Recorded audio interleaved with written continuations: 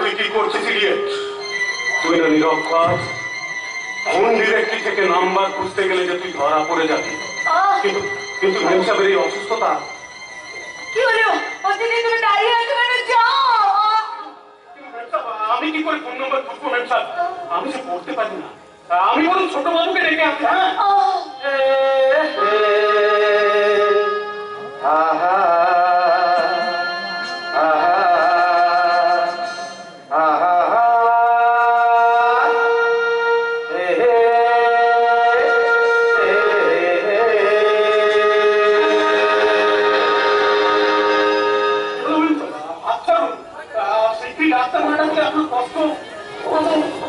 আমার কষ্ট সম্পূর্ণ সেরে গেছে অতিথি।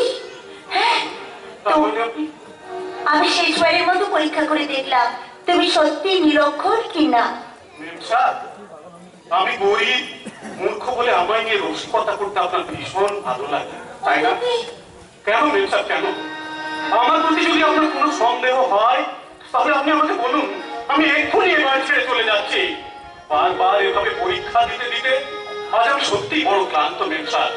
এবার আপনি আমায় ছুটি দিন, আমি এখান থেকে চলে যাই। না দিদি না, বিশ্বাস করো আমি তোমাকে নিয়ে এতটুকু রসিকতা করছি না। আমি তোমার হৃদয়ের মাঝে একটু বিশ্বাসের জায়গা খুঁজতে চেয়েছিলাম, যার উপর ভরসা করে আমি তোমাকে নিয়ে বরবাদের স্বপ্ন দেখা শুরু করতে চাই। স্বপ্নের রাজকুমারীর সঙ্গে চাষার ছেলের বিয়ের কাহিনীটা রূপকথাতেই মানায় মেম সাহেব, বাস্তবে সেটা সম্ভব নয়। কিন্তু আমি তো বাস্তবকে দেখাতে চাই। হ্যাঁ, আমি বাস্তবকে দেখাতে চাই। আমার কাছে শিক্ষাগত যোগ্যতা, অর্থ, সম্পদের চেয়ে সত্যিকারের একটা মানুষের মূল্য অনেক অনেক বেশি, যেটা আমি তোমার মধ্যে খুঁজে পেয়েছি। ওটা তো একটা শিক্ষিত মানুষের মধ্যে পাওয়া যায় না, পাওয়া যায় না। এদেশে অধিকাংশ শিক্ষিত পুরুষ লোভী, স্বার্থপর। শিক্ষার বিষ তোমার মধ্যে ঢোকেনি বলে তুমি এত সুন্দর অতিথি, তুমি এত সৎ। মেম সাহেব নয়, বলো প্রিয়া। হ্যাঁ, তুমি অভাগিনী প্রিয়া, জীবন পথের কান্ডারি। তুমি আমার চলার পথের শ্রেষ্ঠ দিশারি। তাই তোমার হাতে হাত রেখে আমি চিরদিনের মতো বলতে চাই, তোমার আমার ভালোবাসা স্বপ্ন রঙিন এক আশা। এই যে অন্তরে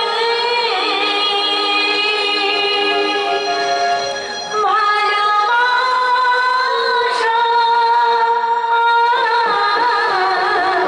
তোমার আমার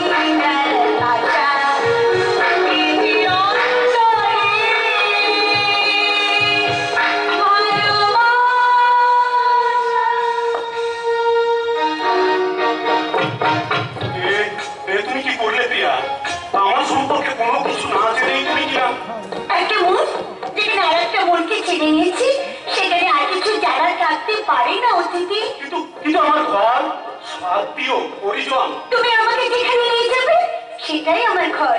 তুমি আমাকে যাদের কাছে নিয়ে যাবে তারাই হবে আমার আত্মীয়, আমার পরিজন। আত্মীয় না। তাছাড়া যে মিথ্যের ওপর স্বপ্ন দেখে তুমি আমায় নিয়ে বিশ্বাস করতে শুরু করেছো, তা সেদিন যেদিন তোমার কাছে প্রকাশ পাবে সেদিন সেদিন কি তুমি আমাকে এভাবেই মেনে নিতে পারবে? না না না, আমার পক্ষে একটা সহজ সরল মেয়ের সঙ্গে এভাবে প্রতারণা করা কখনোই সম্ভব নয়। তার আগে আমি এখান থেকে পালিয়ে যাবো। হ্যাঁ হ্যাঁ হ্যাঁ, তার আগে আমি এখান থেকে পালিয়ে যাবো। তার আগে তোর পা দুটাই কাটায় ওর সালা নেমো খারাপ। আমাকে ক্ষমা করবেন, একটা সহজ সরল মেয়ের সঙ্গে প্রতারণা করা আমার পক্ষে সম্ভব না। আচ্ছা সালা মাইয়া বলে কি দরদ একবার উঠলে উঠলো, আর তুমি যে সালা আমার লোকে 5,000 টাকা লইয়া আমার এই প্রতারণা করতে তো তার কি হইব? আপনার টাকা আমি ফেরত দিল। আরে সালা, টাকা যখন তুমি লইয়া তো তোমরা কাম তোমাকে করতে হইব। আর একটা কথা শোনা যে তোমরা আমাকে সালা সন্দেহ হয় তুমি সালা আমার এই আগা গোড়ায় ভুল মানতাছো, তাই আমি তদন্ত করে দেখুম কি তোমাকে নাম আর কি তোমাকে সত্যি পরিচয়। আপনি বিশ্বাস করুন, আমার পরিচয় পরিচয় বলে কিচ্ছু নেই, কিচ্ছু নেই। দেখো এই ছবিটা, আমার মধ্যে 1000টা চোখ নাই, তবে নজর আছে, লক্ষ চোখের নজর। আর সেই নজর দিয়ে আমি পৃথিবীর তন্ন তন্ন করে খোঁজা দেব কি সালা তুমি কোথাও ওই যাইছো। যদি সালা তোমার মধ্যে কিছু গড়বড় খোঁজা পায় তো তোমার সালা আমি পুলিশের হাতে তুলে দেবো।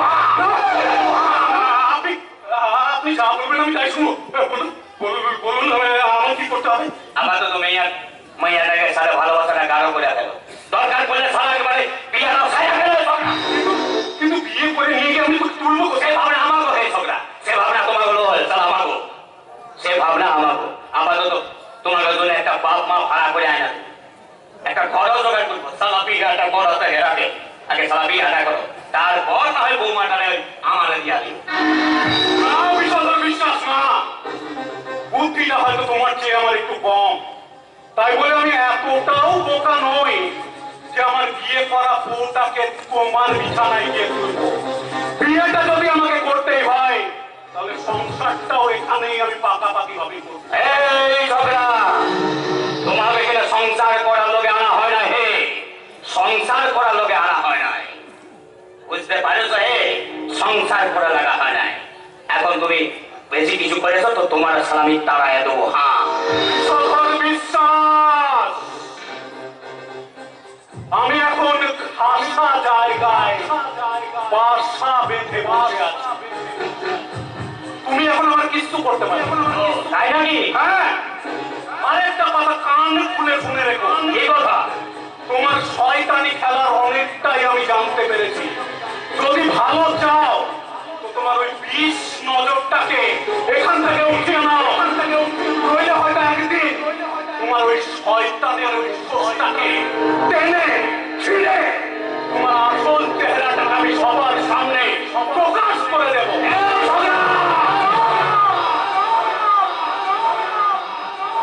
স্বার্থের খাল কেটে যে মালটাকে এখানে এনে হাজির করেছো, সে কুমির নয় ঠিকই, তবে কুমিরের চেয়েও ভয়ঙ্কর। কথাটা মনে রেখো। গোপাল রে, তোর কপালটাই বন্ধ।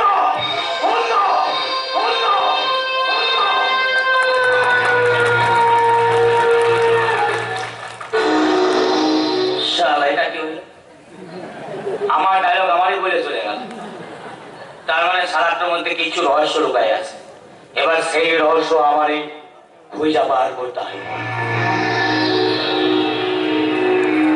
গোপাল,